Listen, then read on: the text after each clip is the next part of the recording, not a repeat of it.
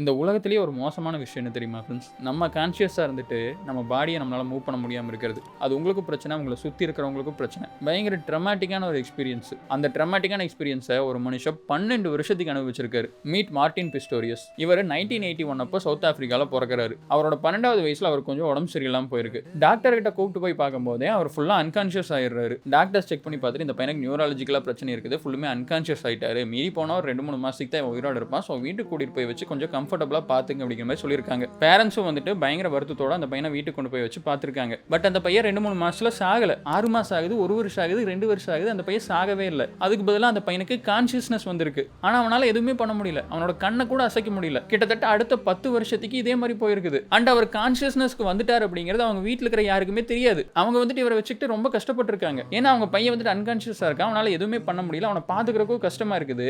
அதே நேரத்தில் அவனை பாத்துக்காம இருக்க முடியாது. ஸோ ஒரு டைம்ல அவங்க அம்மா அவங்ககிட்ட வந்துட்டு வந்து அன்கான்சியஸ் இருக்கா அப்படின்னு சொல்லி நினைச்சுக்கிட்டு நீ தயவு செஞ்சு இறந்து போயிரு அப்படின்னு கூட அழுதுருக்காங்க. ஆனா இவர் அந்த சைட்ல கான்சியஸா உட்கார்ந்து இருந்திருக்காரு. அவரால் எதுவுமே பண்ண முடியாம. இவருக்கு செம்ம கஷ்டமா இருக்குமாமா ஃப்ரெண்ட்ஸ். சில டைம் வந்துட்டு பாடியில் ஏதாச்சும் ஒரு இடத்துல இச்சாச்சுன்னா கூட இவரால் சொரிய கூட முடியாதாமா. ஏதாச்சும் ஒரு அன்கம்ஃபர்டபுளான பொசிஷன் உட்கார வச்சாங்க அப்படின்னா அவரால் மூவ் பண்ண முடியாது. 10 வருஷத்துக்கு வெறும் வாழையே பார்த்துட்டு உட்கார்ந்து இருந்திருக்காரு. அண்ட் ஃபைனலி ஒரு நாள் அவரோட 25வது வயசுல ஒரு தெரபிஸ்ட் வந்துட்டு இவர் கண்ணில் ஒரு லைட்டான மூவ்மெண்ட் இருக்கிறத நோட் பண்ணியிருக்காங்க. செக் பண்ணி இவர் கான்சியஸா இருக்காரு அப்படிங்கறத கண்டுபிடிச்சிருக்காங்க. அதுக்கப்புறமா கொஞ்சம் கொஞ்சமா இவரை ட்ரீட் பண்ணி பாடி எல்லாம் திருப்பி ஆக்டிவேட் ஆக ஆரம்பிச்சிருக்கு. இப்போ அவருக்கு கல்யாணம் ஆகி ஒரு குழந்தை கூட இருக்கு. அண்ட் ஒரு வாழ்க்கையை பத்தி கோஸ்ட் பாய் அப்படின்னு சொல்லிட்டு ஒரு புக்கு கூட எழுதியிருக்காரு. இதுதான் ஃப்ரெண்ட்ஸ் மோட்டிவேஷன். வாழ்க்கை எவ்வளவுதான் டார்க்கா மாறினாலும் அடுத்த நாள் காலையில் 6 மணிக்கு சூரியன் வந்து தான் ஆகணும். ஏய் நான் எங்க தெரியுமாடா பையா டேய்.